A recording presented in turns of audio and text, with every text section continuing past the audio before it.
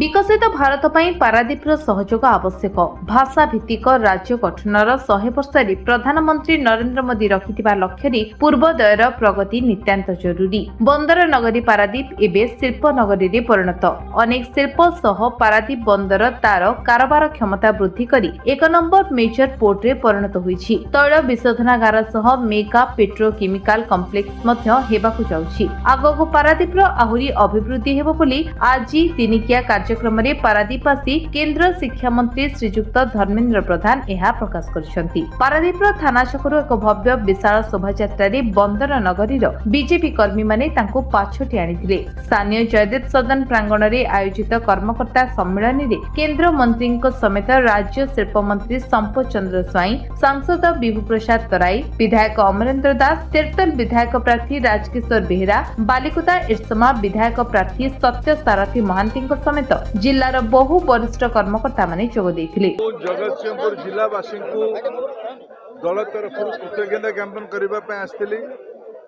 ଗତ ଥର ବିଧାନସଭାରେ ଜଗତସିଂହପୁର, ପାରାଦୀପ, ଜଗତସିଂହପୁର ଲୋକସଭା ତଥା ତିର୍ତ୍ତୋଲ ଆଉ ବାଲିକୁଦା ଏରସମାରେ ଅଦ୍ଭୁତପୂର୍ବ ଜନ ଆଶୀର୍ବାଦ ଭାରତୀୟ ଜନତା ପାର୍ଟି ପ୍ରତି ଜିଲ୍ଲାର ଲୋକମାନଙ୍କ ରହିଲା, ସମଗ୍ର ଓଡ଼ିଶାର ରହିଲା। ଆଜି ଓଡ଼ିଶାରେ ଡବଲ ଇଞ୍ଜିନ ସରକାର ହେଇପାରିଛି। प्रधानमंत्री नरेंद्र मोदी योजनारे विकासर काम को त्वरान्वित कर अवसर आसी पारादीप 2016 मसीह माननीय प्रधानमंत्री कहीकि जाइथिले पूर्वोदयर विकास पारादीप ही आरंभ हम। पूर्वोदय हेले ही देश विकसित हो पार।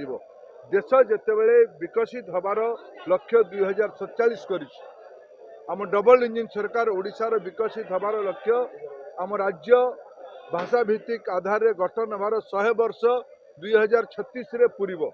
से समय सुधा ओडिशार तथा भारतर विकासर गति को आहुरी तीव्र करने पारादीपर बहुत बड़ भूमिका अच्छी। एठी पारादीप पोर्टर दक्षता बढ़ी। पारादीप पोर्टे पारादीप सहर रे इंडियन ऑयल कॉर्पोरेशन रिफाइनरी सह मेगा पेट्रोकेमिकल कॉम्प्लेक्स एकदम तार प्रारंभ हबार कौन सी भी मुहूर्त अवसर आसीपे।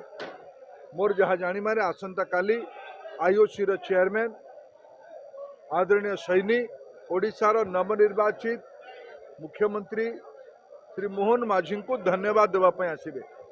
से जो अपेक्षा रखी ये भलिया मेगा कारखाना ओडिशा सरकार नीतिगत भावे से विषय स्वीकृति देइथिवार सूचना मो पाखे अच्छी।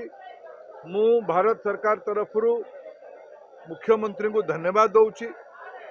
नरेंद्र मोदी जो कथा 16 कही जाइए सौभाग्यवशते विभाग और दायित्व किछि दिन मुझी गत सरकार एगुड़िक करई दे नथिले। जो जो अपेक्षा इंडियन ऑयल कॉर्पोरेशन रखी से गुड़िक गत सरकार सहयोग न करथिबा कारणरू सेटा संभव होई नथिला। आज 61,000 कोटी टंकार मेगा पेट्रोकेमिकल कॉम्प्लेक्स संभव होगा जाऊँगी। 3 दिन तले गोटे बोर्ड मीटिंग आईओसी तरफ 4,500 कोटी टंकार आमर प्रस्तावित भद्रक जिले में टेक्सटाइल पार्क भी मंजूरी दान करिसेंती। ये सबुड़िक हेले ओडिशार शिल्पायन हम, ओडिशार युवक रोजगार बढ़िबो, ओडिशार राजस्व बढ़िबो, ओडिशार कल्याण पई आहुरी सुगम अवस्था हम। पारादीप तोफान कुमार माझी रिपोर्ट विश्व विजय न्यूज ओडिशा।